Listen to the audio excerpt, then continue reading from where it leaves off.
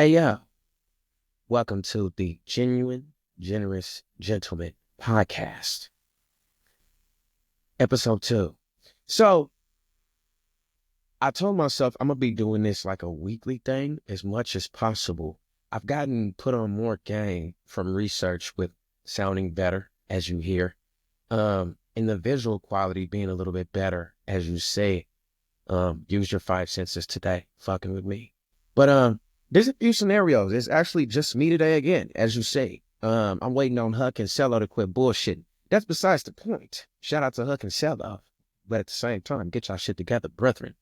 Um, there's quite a few different topics I wanted to go over today. And ironically, y'all loved the last episode, which is crazy because like 100 people viewed, but that was like 100 more than what I thought would have. So shout out to y'all. A little bit of a shout out to me. I'm kind of just, I'm just going instantly my 30 out here. I don't know.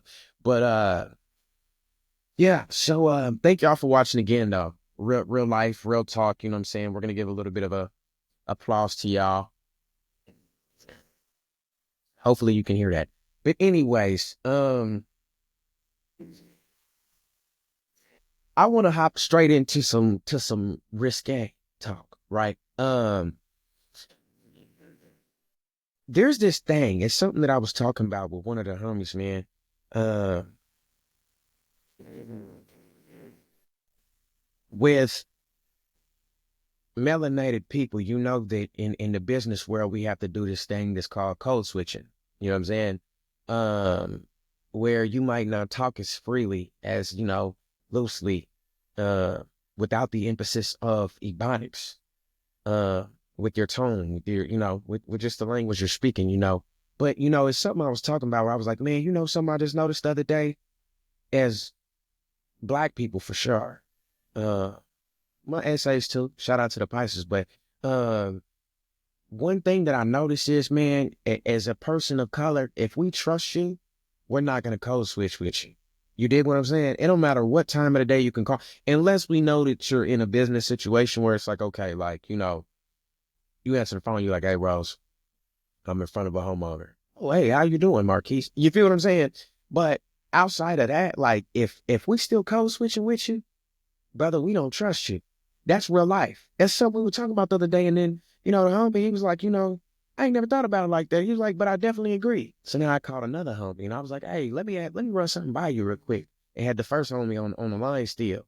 Um, but yeah, we ended up adding about like 2, 3 people in that thing. And we all was like, wow, like I didn't. I was like, but it just dawned upon me that, with one of the, newer employees at my new office that, you know, we, um, we quickly moved from code switching. You feel me? And he's real close as one of the homies now. So he got promoted from homie to cousin. Uh and that's a high honor to hold, It's gonna be some fuck ups, but that's a high honor to hold as the new cousin. You know what I'm saying? But no, so let's debate on this. So have you ever really peeped to like as a person of color, uh white white followers just follow them, right? But as a person of color, have you ever peaked that you've been in a situation internally? Like there's been times, man, that like I never stopped the code switch with some certain people of color. And then throughout time, subconsciously, it's because I always knew that they was, uh Uncle Tom activity. You feel me? A real Uncle Sam. Uh and it really just dawned upon me one day. I was thinking, I was like, you know what? Like me and bro went from a code switch to like 2 seconds later, we just like, man, this is wild shit, man. You know what I'm saying? And it was just like, and I was thinking in the truck, because I was riding with me, I was thinking in the truck, I was like, man, I wonder why the fuck we stay with like, like we still code switching with certain people of color inside the workforce. And it's because like they really be on some, like it's kind of like you still feeling them out. If I've already felt you out, you know what I'm saying? Even to an extent, like if there's just like a little figment in the back of my mind, it's like, you know what? He might still be you know what I'm saying? Like even then, like I'll stop the code switching to see how you react. But like, but when we fluently stopped the code switching, like we never did the whole code switching with you. You feel me? Kind of like the old Barack Obama, joke with Key and Peele where like, he's dapping up, how are you doing? How are you doing? How are you doing? And you walk up to me like, what's up, brother? You know what I'm saying? How's it going? Yeah, you know, um But I want to know, what do y'all think about that? Definitely let me know in the comments on that one, man. What do y'all think about that? Like, have you ever peeped that, like, people of color, of course, but have you ever peeped that, like, if you don't trust somebody, I'm never gonna lose that code switch with you. Like, I might even still hit you with the on the laugh, bro. Like, I'm not even like getting down, wheezing, crying, laughing with you, unless it's at you, you know. Uh, but that's something I really want some real comments on. I want some feedback on that. Shout out to SpaceX. You know what I'm saying? My sister's a nerd. Uh, hmm, okay. So this next topic. You talk about diabolical. There's some things I'm gonna talk about today that's gonna ruffle some feathers. And I know I'm gonna get some real feedback. Probably in the DMs where it's, people either gonna agree because they own that time, or they gonna get in that DMs and they gonna tear me a new one. I don't know. We about to see though. That's the beauty of it. It's the beauty of it, Craig. We are about to see. So, anyways, I had a young brother that we were talking about some things, about some women and shit like that. He like, big bro, I don't know like what Shotty got going on, bro. Like, we've been talking for a while and then she'll go ghost. And then sometimes, like, it feels like I hear like a man in the background and she hang up. I'm already formulating my mind. I'm like, this sounds interesting. Either she's still in with her people and daddy got home type shit, or she on some bullshit, you know?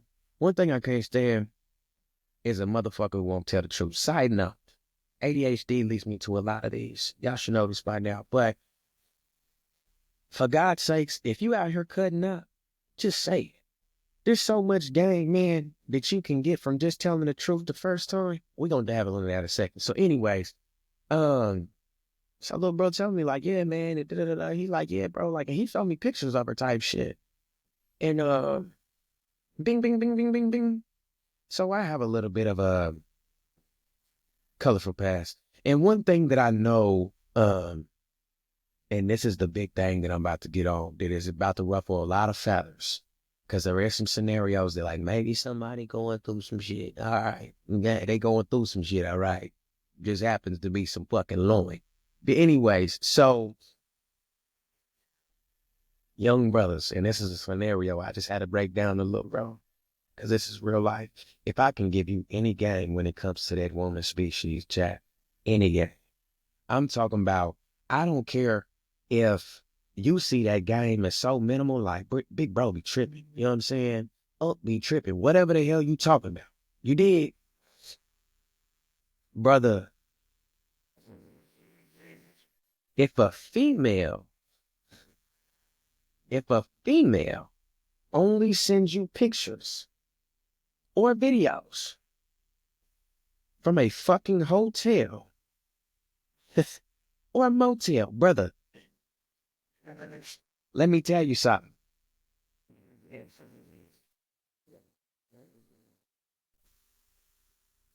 Let me tell you something. That's a blade buster right there. That right there, bro, like, congratulations to you. She found another sucker on the play. Cause like, yeah. And these women that be on that razor need love too. They supposed to be getting it from that ism. But anyways, you know what I'm saying? Somebody's pee is falling off. I'll tell you that much. But I don't know. Also too in that game, there's a whole lot of loving and you know what I'm saying, pillow talking, flat backing, and no tall stacking. There's a lot of things going wrong in the ism right now in the game. But um if she only sending you pictures and videos from a hotel or a motel, I'm talking about consistently. And she don't travel for work, bro. Like, what is her occupation? She won't ever tell me. Okay. Okay. Is it entertainment? Huh? I don't care what you say, Rose. She might be a stripper, but she could. Ain't nothing wrong with strippers, babe. I got a bunch of homegirls as strippers. You dig? And really and truly, strippers are the most consistent, knowledgeable, independent, intelligent too. A lot of these nurses and doctors out here used to touch on that pole. But anyways, so I'm not I'm not judging, and I'm not going that basis off of she might be a stripper or something. I'm talking about like, brother, especially if she a stripper. No offense. But if she's a stripper and she always in a hotel or a motel, that's because that club was slow, Jack. That club was slow. You know what I'm saying? It's in calls. It's in calls this weekend type shit. But like every weekend, if she in a hotel, bro, with her friends, dog, doggy. I'm talking about like, I don't care if they're in different cities. Like there's one thing about travelers that I'm gonna tell you, Jack. Look at the clothing that they wearing. Start to put two and two together. It's just this thing that like some of you cats, man, y'all get so blinded by the fact of beauty. You know, y'all get so blinded. And no, I don't have my bonnet on. Shit, my homegirl trying to tell me, she's like, you can't record unless you got the bonnet on now. No, the bonnet don't always need to be out. I got the do-raggy on. I'm trying to get them waves laid down today. Anyways, so brother, if the only time you've ever seen her like in pictures and shit, like if does she only have pictures in a hotel room in risque clothes? I'm talking about like I'm talking about like the netted shit. No tape on the nipples type shit. She talking about she just buy clothes like that because she like them. Where does she buy them from? Where does she buy them from? Gucci don't make no fishnet shit. Whoever made that is miraculous, but Gucci don't make that. Uh-uh. Shit, they damn near should because these celebrities will take it a mile. But like, fam, I'm gonna tell you something. If she only sending you pictures and she only posting from a hotel talking about pull up, yeah, fam. Bitch say something about a meetup. I can't stand that meetup bullshit. Man, that shit ain't no real game. That shit really a game in itself. Like that, they is not meeting up with y'all, fam. That's just like it, you. Any nigga that believe that them girls actually gonna pull up on you for $20 or $40, Jack, you must believe when you on them little XXX sites that girl up the street near you is lonely. You must really be in there chatting with them. Anyways, I'm just gonna tell you, bro. Uh, they selling that thing. They not loaning it. They not letting motherfuckers. Nah, bro. They selling that motherfucker. I'm gonna tell you that right now. I ain't never seen a grown ass man almost cry, and like it wasn't even from embarrassment. Like, bro, it was really just out of there. I was like, fam, nobody touching. Who's teaching these young brothers anything? Like, I know I take up that role with a lot of young souls, but like, you young brothers, man, like, there's a level of, we might as well dive into this side of it too. There's a level of like somebody being too green. Like, do you want your partners or your girl or your man, whatever the fuck that you into? Like, do you want them to be so green that they don't know certain things in life? You know, they don't know something as simple as something like that she always posted up in that hotel. What that really mean? Like, is that something that suffice to you? Or, what are we doing with that? Because I'm kind of like in betweens, you know? Like, one thing about being green is like, I can teach you a lot, you know? I can almost mold you to how I want you to be. I can do that with somebody who's not green, but like, I almost want like somebody who knows a little bit about what's going on out here because not knowing, hey, brother, gotta send you down through there for real, Jack. Not knowing to get your ass put in a terrible, as Cleveland Brown would say, a terrible situation. And we not going for that, bro. I recommend all you young brothers, if y'all need to know anything of like the telltale signs that somebody's giving that thing out, hey man, hit me up, bro. I'll let you know. You feel me? I can walk in a room full of business people and I can tell you used to sell that motherfucker who fucked to get to the top. I can tell you that. And it's not because they got blonde hair. I'm gonna tell you that right now. I can tell you. The motherfucker talk to me, I know a motherfucker who been on that corner for real. Shit. Be damn near tempted to be like, damn, holler at me after this meeting. I need to talk to you about holler at me after this meeting. I need to talk to you about some shit. About the numbers, girl, fuck the numbers. I need to talk to you about some shit. I got a mission. But I got business between me and you. This says that you now work for me. But anyways, we're gonna get into another topic. And this one also too is gonna be we kind of speeding through it today, but like at the same time, I did an hour last time. I don't know if I'm gonna do an hour this time, but hell, even I get tired of talking. Shit, that really don't happen much, but I do get tired of talking. But there's a few things y'all wanted me to touch on, and I'm gonna try to touch on all of them. Pause. But yeah, yeah, these are big topics. Anyway, so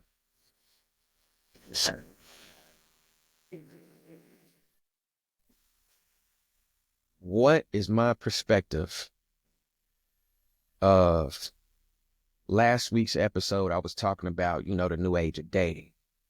And somebody said, well, why do you think that is? I'm glad you asked that.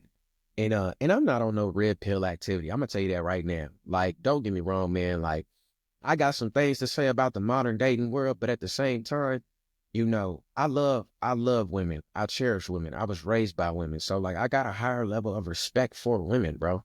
So like if you expect me to get on here and be like, get all they ass back to the kitchen, I'm not gonna say that. Shit, half these motherfuckers can't cook. That's why I be in that kitchen on 10. Granny always told me when I was a kid, Granny said she was gonna teach me how to cook because I wasn't gonna need a motherfucker. She must have knew what the fuck was going on because these motherfuckers cannot cook anyways. Anyways. Wow, double anyway. So, um, I personally think in my hours of exploring the stuff, I think that a lot of women sell themselves on their appearance because they couldn't get picked off of their personality or their intelligence. I yeah, shots fired. Because man, brother, when I tell you, man, from Mozambique to goddamn Miami Beach, bro, like I have been on a stopping mission with as the big homie Seven Half would say with the hoe finders, man. I've been across the plains looking for a nice, tall, sweet thing. And I'm gonna tell you one thing that I found consistently makes me sick. I be ready to get like anyways, we gonna dive into that too. But man, a lot of these people have to sell themselves on their appearance because intellectually they're not well versed. Like when it comes to personality, like they don't really have one. They just have what social media wants. Like they don't have no real idea of who they really are. Remember last week when I was talking about you got to know yourself, love yourself to be loved and be liked by somebody else entirely and genuinely.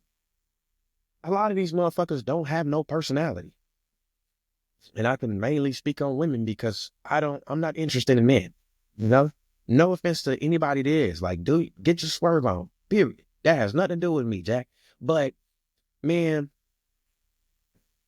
the lack of intelligence, integrity, and personality in this dating pool is ridiculous, man.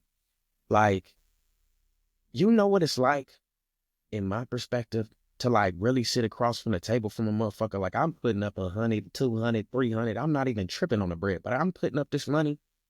Do you know what it's like to really be sitting in a conversation with a motherfucker and just looking at somebody so fucking beautiful? And the only thing I can think about is this is a real fucking idiot across the table from me right now. I'm talking about somebody who really don't have no piece of substance, no internal conversations, like no thought process towards nothing but clothing. Like clothing and what this celebrity is doing. And did you see that toast about I don't care about that shit. If it's not about money or getting down, man, I'll be tired of hearing that shit. Motherfucker better stand down. Go on, you know? But that's what I think it is. I think that there's not much intelligence or personality in this dating pool right now. And that's no bueno, Jack. I think we all know that. That's no bueno at all. I mean, eventually, like we have to talk about something. Those looks are gonna fade, you know? After we both get off about 3, 4 times, maybe 5. Like, that's when it gets real. Like, do we actually have some form of connection? You know how hard it is to stay consistent with the motherfucker that like you only saw like sexually attractive and now the sexual attraction is kind of like, you know? 8 hour gets there. I don't care what nobody says. Especially the more you hump, you know? The more you hump, the more you start looking at a motherfucker like, hey, let me ask you something. Hey, let me ask you how you feel about this. No, for real. Can you really sit across? I'm big on conversation, You feel me? Conversation rules the nation. If we can't have genuine conversation, like if we can't talk about like different ways to make money, like man, like that's hard for me, you know? Like when it comes to a partner, I need a partner that, if I'm working so much, like you're taking care of home, that's a job in itself. But like outside of that, like after you drop them kids off, like is you doing that research on our next investment? Like, or, you know, even when it comes to like date nights, like are you actually putting in the time? Like are you emotionally intelligent enough to like really pick up that like what are like my hot buttons, as we call it in sales? Like what are the things that I'm into that keeps me intrigued, that keeps me, in the conversation or in the relationship? Like, are you really that in depth intellectually, or are you kind of just like you look cute, lay back, I'm gonna look at you a little bit, and then after that it's like, let me just roll over and get up out of there, And there's a lot of that going on out here. Next topic. Young men, this is straight from my tongue. Settle your freak ass down. But young men need a positive role model. But most importantly, a few positive male role models and people to turn to in past societies, but even more so today, man. The availability of ignorance on the internet is obscure, bro. Like, I can't stand when somebody calls a ski mask a shiesty mask.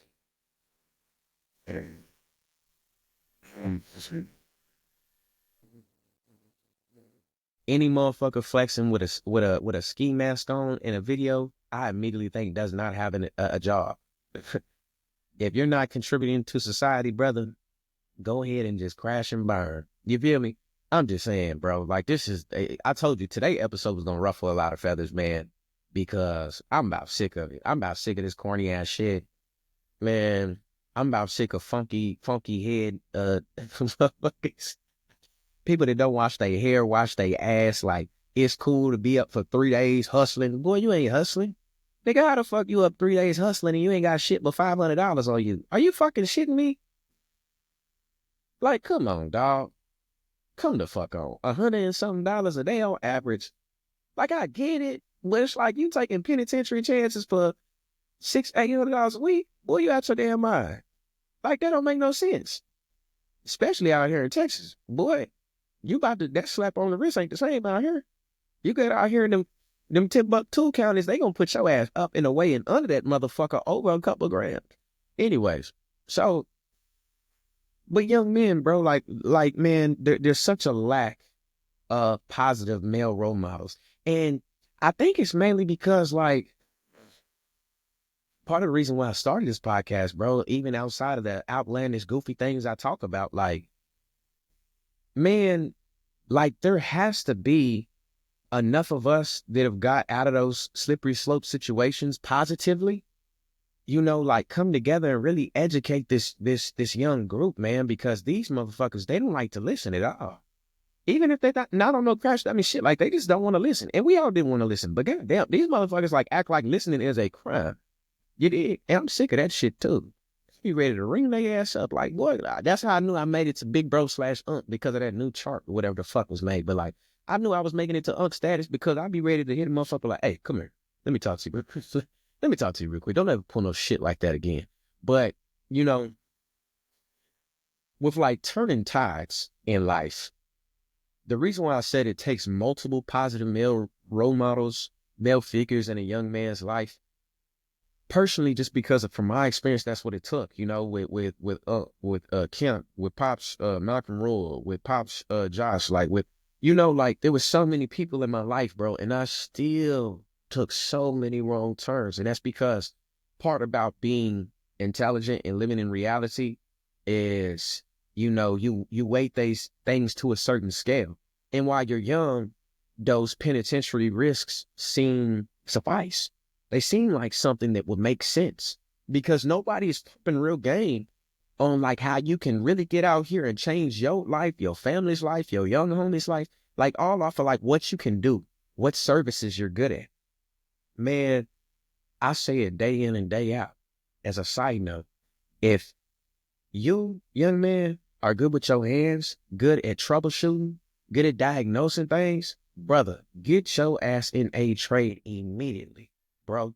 Trades will always be here, no matter what economy, no matter what sickness is going around. Like the field I'm in, heating, ventilation, and air conditioning, brother, it will be a cold day in fucking hell before, in Texas especially, Seattle, is everywhere in this country, it is at a different climate and has different necessities for a year-round service when it comes to HVAC. Brother, now that they're moving towards, like, it don't matter if you're service, install, fuck, if you're a project manager, like, there is money to be fucking made in this damn trade, bro. Small towns, like, they make, like, there's a healthy living going on in small towns. Shout out to my little brother Arius. Like, there's a very healthy fucking living coming from small town HVAC, electrical, construction, plumbing. You know what I'm saying? Shout out to my cousin Bruce, man. He do plumbing.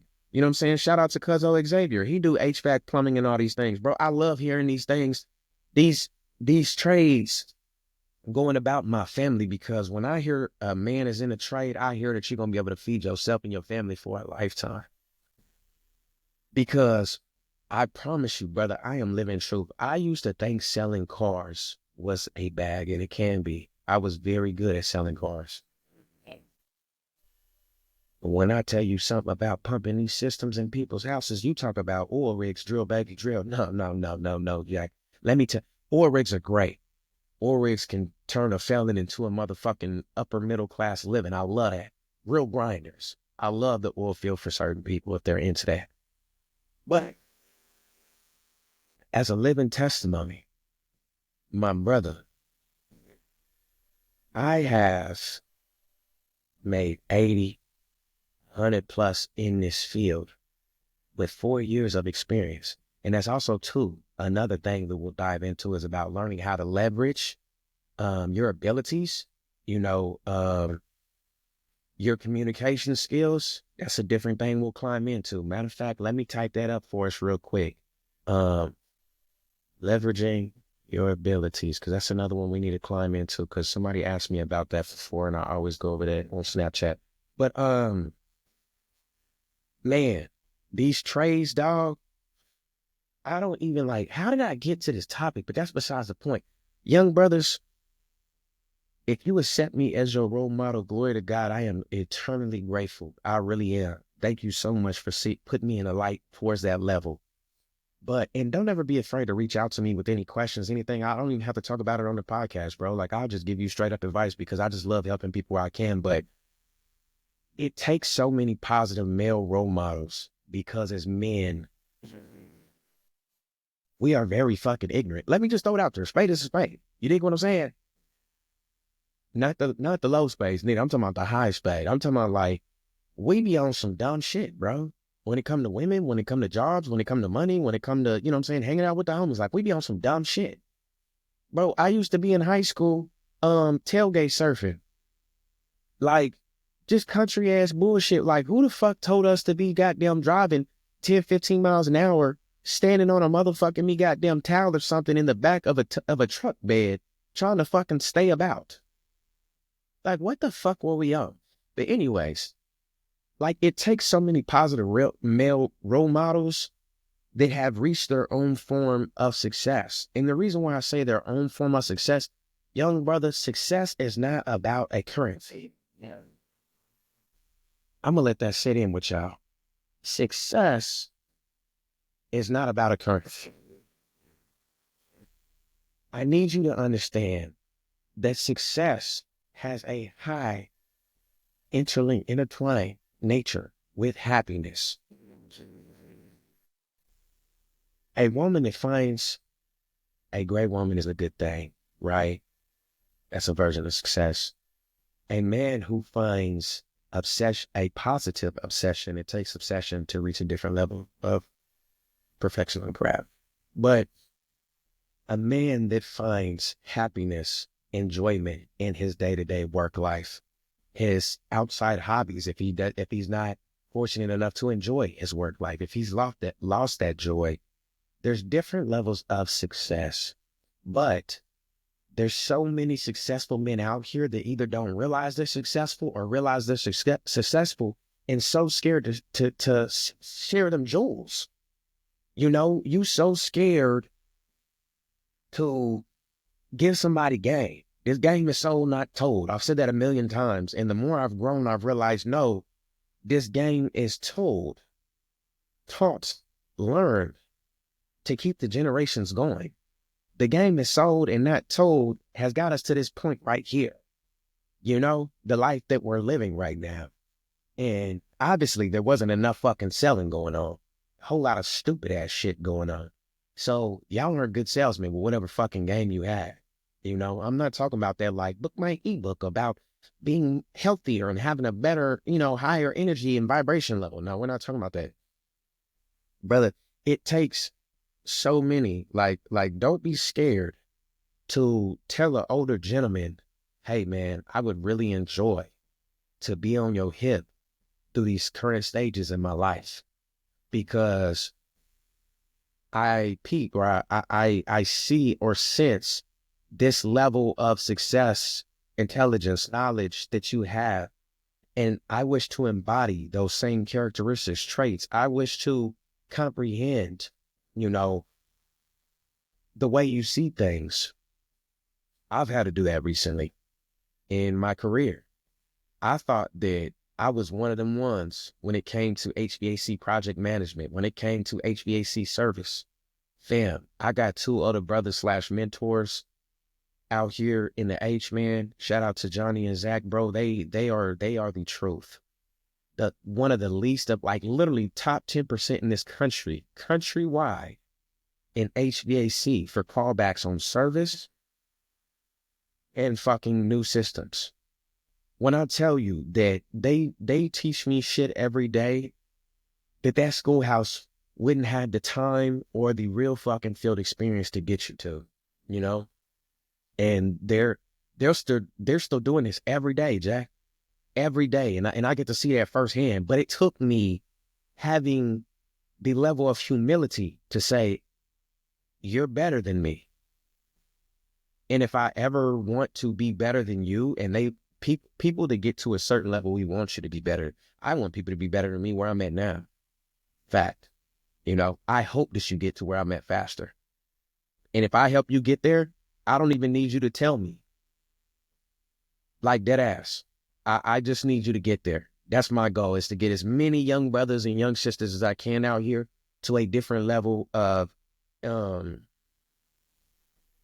intelligence, enjoyment, passion, you know, financial status, tax brackets. Like, that's my goal, man. Is to push people forward. But man, when I say me and Phoebe, God damn it, you're supposed to keep me on track. But it takes a village to raise these young men. I'm one of them. It takes a village because these young brothers, you know, are just full of testosterone and anger from generational traumas. And the only way that they know how to sufficiently release is to whoop ass and cause hell and do wrong. And that's not the way, bro. I'm going to tell you one thing, dog. I have touched more fucking money last year in 12 months and took about 3-4 months off between trainings and vacation. I touched more money last year than I ever did doing some bullshit. And was it stressful? Yes. None of this shit is going to come easy to you, Jack. None of it. Obtaining this skill is not going to come easy to you, but ask yourself, what's more important? Do you want momentary satisfaction and joy, or do you want a lifelong of happiness, upper echelon living, and a lifetime of peace, knowing that you have found your level of purpose in your craft? That's a real question you got to ask yourself. Let me know in the comments, you know? But these young brothers, man, these young cats that go out here and something happens to him because, bro, I don't think y'all realize, like, people get on my fucking ass. Gainesville, Denton, Brownwood, bro, like, people get on my ass. Family members, when their sons go off and cut the fuck up, people get on my ass because they're like, bro, you're their fucking role model. And I trusted you. This is a deep one. I trusted you to give him the guidance or her the guidance that she needed to be a mirror of where you're at or where your sisters are at or da da da da da da da. And I take that responsibility. Those words cut me the deepest because I had taken that big bro, role model figure for a lot of these young cats, bro. And I've let so many of them fall into the wind just because life gets to lifing, and I get impatient, very impatient. Something I'm working on. Been talking about that with my therapist. I get very impatient, I don't understand why people don't understand things like I understand things. Like, why don't you see that your friends are full of shit? I'm telling you how and why, and you're agreeing that now you see it, but you're not practicing what we're talking about. Because internally, that decision must come from you. For you to cut somebody off, that must come from you, right? And putting your hands on these young brothers is not going to help neither. Let me tell you something. Boy, I just sent a few of these young motherfuckers through that motherfucker. And they still don't get it. And there is a saying, man, and I really believe it. Every young man eventually is going to have to take that grown man ass whoop. Every young man. And that's usually the turning tides are like, God damn, excuse me for using the Lord's name in vain. But, it kind of feeds into another topic that we have here.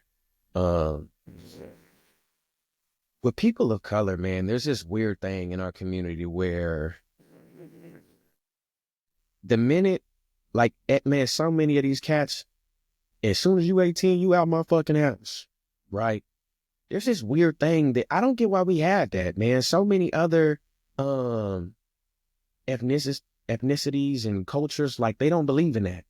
They believe in, even if it's babying you, they believe in guiding you and, investing in you that time. You, your wife, it don't matter. Like, they believe in keeping you around until you're ready to leave the nest. Financially, like, we got it to where the family have bought your car, cash, paid off. Y'all's house, bought it, cash, paid off. Now, Auntie Lucille kids gonna come live with you. They 18, 19, 20. They gonna live over there. They gonna chip in a little bit as it goes along. But, your job is like, teach them life things too. Do the same thing we did for you over here. If they choose to go out on their own, that's on them. But, we have this weird thing in our community where we're so quick to push our kids or our, younger cousins or, what I'm saying? We're so quick to push them out the nest. I had it figured out. Now you have to figure it out. Kind of this thing about a friend of mine, we talked about in the workforce in a certain company we were with that people, for mine, it was a man, a black man. And for her, it was a woman that made it to the top. That it's so discouraging, belittling, and so ignorant that there's this narrative that just because I went through hell to get here, instead of making it not quote unquote easier, but more attainable for somebody from my same background or scenario to get to that point, like, what's the point of that? That's just ego. That's ego, man. Just because I went through hell to get to this point doesn't mean you have to. Bro, I've done it damn near all. That's why I tell motherfuckers now, Rose, what should I do? Get in a fucking trade. Period. Easy. If there was a multiple choice question of advice for me when it came to jobs and financials, A, B, C, D, or get in a fucking trade. And option E is all the above. That one. But yeah, man, our community, we have this weird thing about wanting to push kids out as soon as they touch 18. And I don't think we realize that that's connected to generational trauma too. Just because you did it, how hard was that? And it taught you some real life valuable lessons. Same shit with me, bro. I moved out the crib early of choice. And The only benefits was it is I learned some more harsh realities, which I learned the hard way. And then I was partying, getting the fuck down. That's about it. And those benefits is not worth paying at this time in my life. Shit, rent for a 2-bedroom was $1,000 in a decent crib. You know? Nowadays, shit, you paying 1,500 for a 1-bedroom next to a fucking butcher shop. Shit, crazy as hell. But I always encourage young people. They're like, man, I want to move out. Yeah. Be careful what you wish for. God damn it. TXU, shit. Centerpoint, shit. They on your motherfucking ass. But anyways, uh,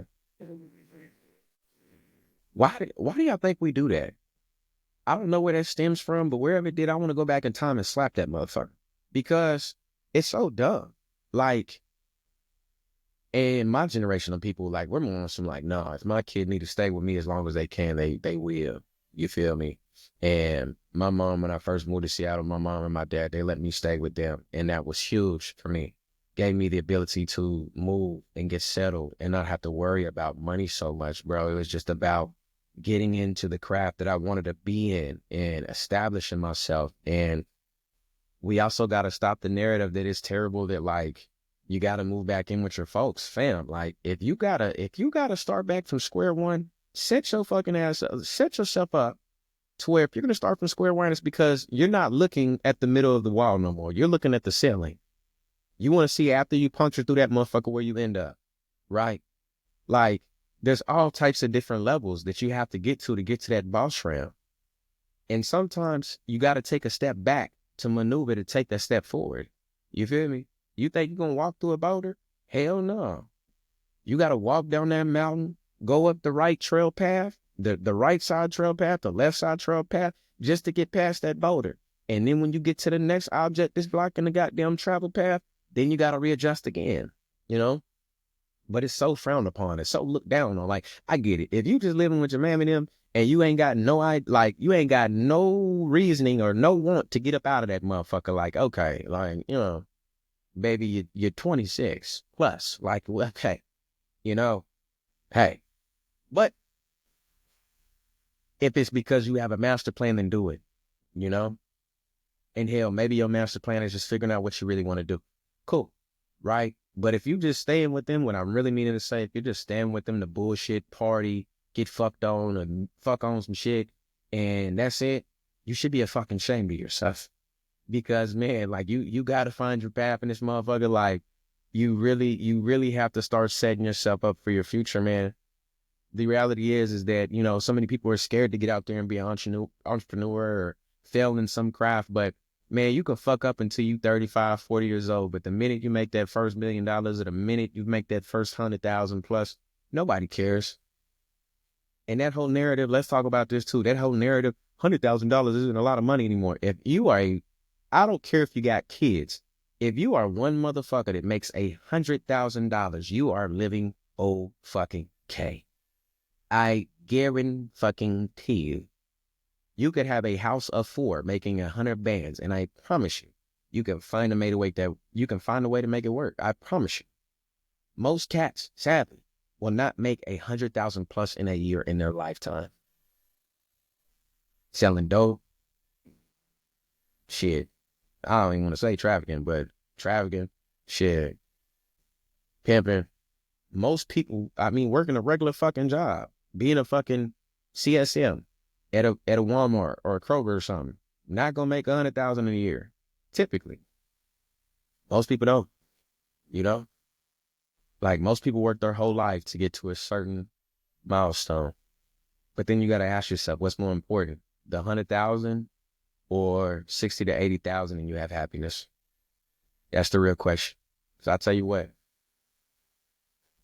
I made 100 plus and try to hide my sorrows with liquor, nicotine patches, women, traveling, and that wasn't suffice for me. It might be for somebody else, but it wasn't for me, you know.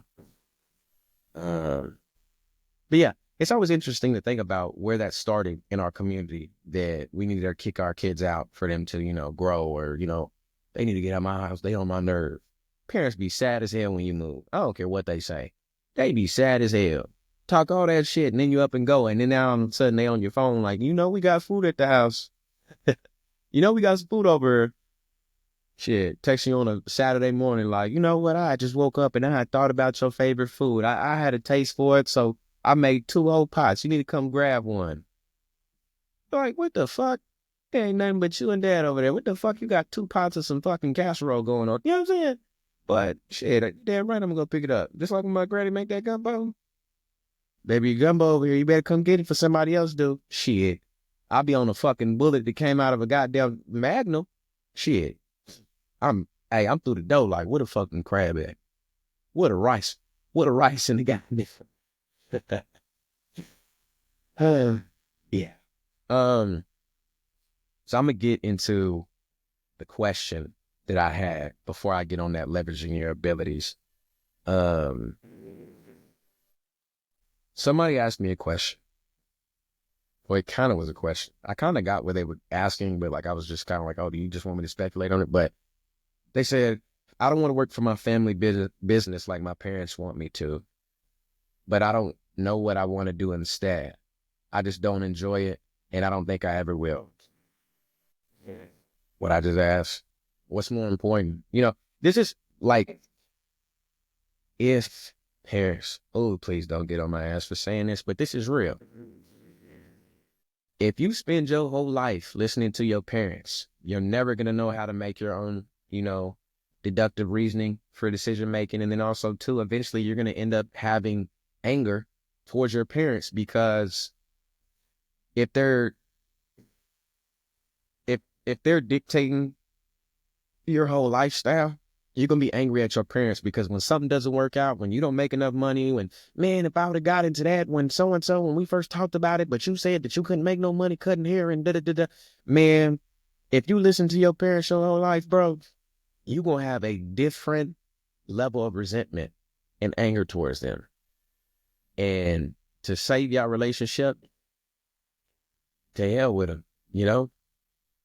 Damned if you do, damned if you don't in 90% of situations, you know? So do what you think is going to make you happy, man. Happiness is my number one preached about what makes sense. What's worth it? The happiness side to it. You know, be with who makes you happy, no matter what gender, political background, none of that shit. Oh my God, we're going to talk about politics for a second too, which you don't do, but I'm not at a sales call. So we're going to talk about politics today.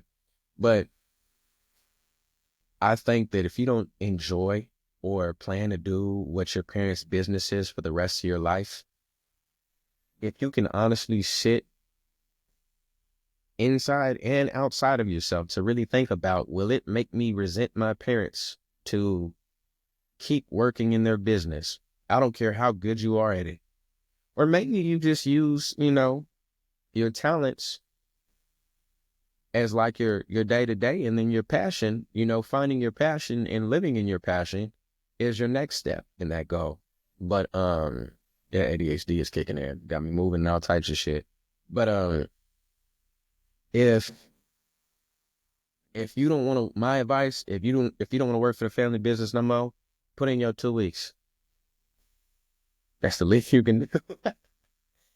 Even though most companies don't even want to do 2 weeks anymore, they be like, get your ass out of here. But anyway, so I say then, you know, for one, you need to find, like, never leave a job until you got another one, right? But really start taking the time to figure out what you want to do. I used to say this shit all the time, bro. If your passion is painting, pick up that motherfucking brush. You know? Dive in that craft, bro. Like, there's a million ways to make $1 million. That whole idea that that's not going to make no money, I will be goddamn. You know why Girl Scout cookies is still around to this day? I don't even know if that shit really be going towards the fucking truth. But I'll tell you one thing. Them coconutties come around this bitch, I'm buying them up. But who would have ever thought that it could be $1 billion a year business off of fucking Girl Scout cookies? Whoever created it did. And it probably sounded stupid as fuck, a motherfucker coming in the house like, I tell you what, these goddamn Girl Scouts get on my goddamn nerve. I'm about to put their ass out there at the store and tell them to sell these fucking cookies up. Because now they're in there, she keep fucking cooking and using up all the fucking flour. I need to get some of this money back. And that shit hit off. I mean, who would have ever thought that, you know what I'm saying? Like, when you come to like painting, and painting is usually just a fucking money laundering scheme. You know, if you didn't know, now you know. But I mean, who would have ever thought that like there's really artists on social media? Like, bro, we have social media now. This is not the old school days that like you could sell music out the trunk. I feel like if we were selling music out the trunk, well, I'd have been made a couple $1,000,000 by now. But would have been hood rich than a motherfucker. But um there's so many different ways to put out and self-market your craft without even putting money into it for you to be able to make money off this thing. Like, bro, people enjoy quality stuff. It's a real life fact. People, you know, we're so intrigued by passion, you know, that I want to be the motherfucker that spends the first $5,000 on your painting. You know, I want to be the first motherfucker to retweet your song, put it on my story, come to your concert. Like, and I only use these things because this is what I can think of right now. But find what you enjoy doing and leverage that to being your day to day. But ask yourself, to really be successful in something, you got to get to the point where if you made not a single fucking dollar, if you, as long as you perfected that craft and kept having fun, you'll be all right. And that's when the money comes. Sounds crazy. That's what happened with me. But let's get into this leveraging your abilities, because I've said this so many times on my Snapchat and social media. Like, one of the best skills that I never knew I really had, I was just, you know, naturally doing it. But like, one of the best skills is my level of communicating. And I've leveraged that upper level ability of communication to being my bread and butter financially. And it's intertwined with the field that I love. But you have to learn how to leverage your abilities and, you know, your better qualities to getting you in those positions, in those rooms, you know, to those tax brackets that you want to be. You have to really think about how you can do so. Everything has got to be a planned situation. You have to have a, this is my goal, this is how it's going to look, and this is how I'm going to get there. Like, you can pray on shit so much, but until you start putting in the work, God not going to give it to you. But if you can really like sit down and like, if you know that you're pretty and you can talk, use that shit. If you go on Netflix and watch that movie Pain Hustlers, that woman used that shit to be a multi-millionaire. The fact that she was pretty and could fucking talk. And she knew how to leverage those things to get into those rooms, stay in those rooms, and get those scripts wrote. You know, if you know that you are a master troubleshooter, you know, how can you leverage that to make more than that hourly or that current, you know, pay rate that you're at, whether it's performance pay or whatever the fuck, but how can you leverage that? That's what you have to ask yourself. You can't just go in and be like, I need a raise. We used to always see that in movies. I need a raise. Why? Because I've been here for 2 years. What the fuck is that supposed to mean? But for a quick example off the top of the head, wouldn't it be more lucrative if that same person went in there and be like, sir, ma'am, I personally think that I've earned the right to have this discussion with you. I've been working for X amount of time at X rate of pay, and I believe that my craft, my knowledge, and my skill has reached a level that I desire, not I deserve, I desire to make this amount. I've been loyal to this company and devoted to this company for 2 years and plan to be for years to come. But I'm currently in a situation where I desire to be at this rate, and I'm currently at this rate. Is there something we can work out? You know, it's all about communicating, but it's also too about leveraging what you have, you know? And it's not just about, it takes me in 10 minutes to do what your other motherfuckers do in 2 hours. Okay, well, then you leave yourself in a slippery slope. So how many fuck ups come from that 10 minutes of work? You know, how many weird conversations are they having with customers about I don't think I should pay this amount because it only took him 10 minutes. And you can go back and say, yeah, well, you don't pay a plumber $100 an hour because he smacked on that bitch on the, piping for 10 minutes. You pay him because he knew where to smack. You can go into that. But the reality is, man, you have to know how to communicate and how to leverage your abilities, what sets you apart to get you to the place you want to be. And you have to there's some weird, like, obscene thinking system where people think that, like, you can just learn, like learning in the field, whatever field or situation you're learning, like at that place is one thing, but like the person who shows initiative to work outside of working hours, which might sound crazy to some people, and we shouldn't have to work outside of work just to get paid. Hey, man, one thing about being a grinder, all that shit sounds cute, but I'm going to do what it takes to get where I want to be, And plus, I just be intrigued like that. Like, I want to be the best. To be the best, you have to know the most, and you have to be able to do the best work, But you have to take a certain level of intriguement and a certain level of excitement and passion towards whatever the fuck you do or want to end up. And you have to start learning those things, learning like just different pivotal points inside of that role or to get to that role. You have to start learning those things in your own time. So you can start answering questions, talking about things, asking questions to people that are in those roles and the higher ups to eventually, like, people that see people take the initiative to do more than what they're supposed to, those people get rewarded. Sometimes you have to mention, but those people get rewarded. And that's what is lacking in my generation of people, is that we have some idea that, like, we deserve. That word, that phrase is so like fingernails on chalkboards to, baby boomers and, our parents' generation. Like, I deserve. Why do you deserve those things? It's all about what you desire. Literally switching those words. I deserve that promotion. I desire that promotion. I'm telling you, start using things like that when you talk to your higher ups and start seeing your life switch. Start seeing yourself moving towards those scenarios. And even if, like, I desire being in that position. Well, Roosevelt, I would love to put you in that role, but you show up late. Half of the time you smell like you've been smoking on something. And this is not real. I'm just saying, you smell like you've been smoking on something. You moan and groan around here. You don't do da. Okay. I'll work on those things.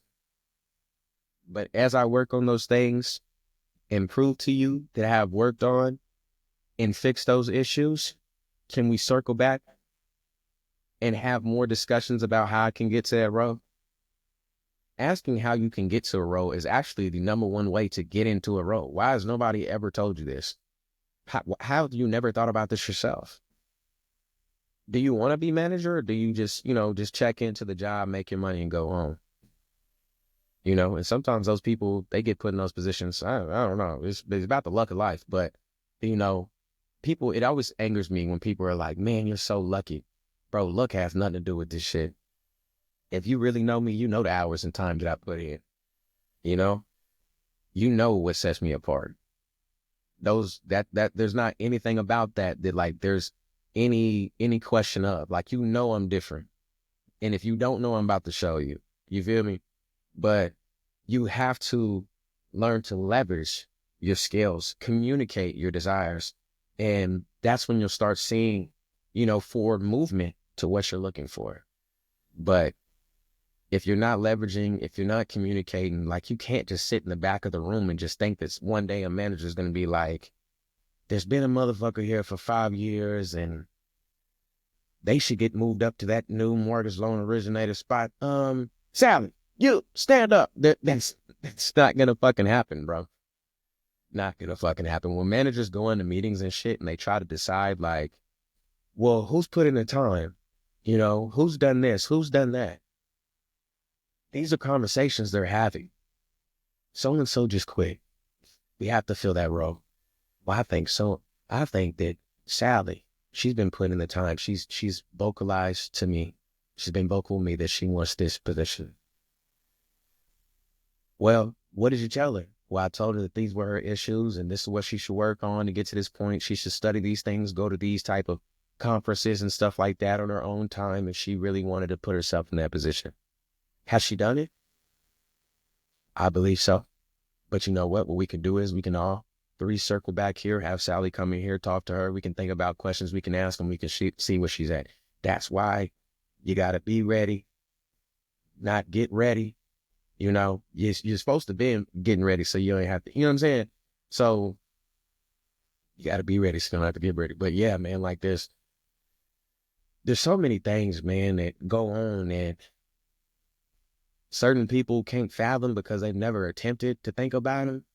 But a lot of the stuff that we live day in and day out is very much like makes sense. As much as we could say, like, it doesn't make any sense how they chose Bob to be the new person promoted. Sometimes it's some bullshit. And sometimes Bob really grinded for it. You thought Bob wasn't grinding, but Bob was really after the closing time. Bob was staying after the ask the managers like, hey man, is there anything else that needs to be get done?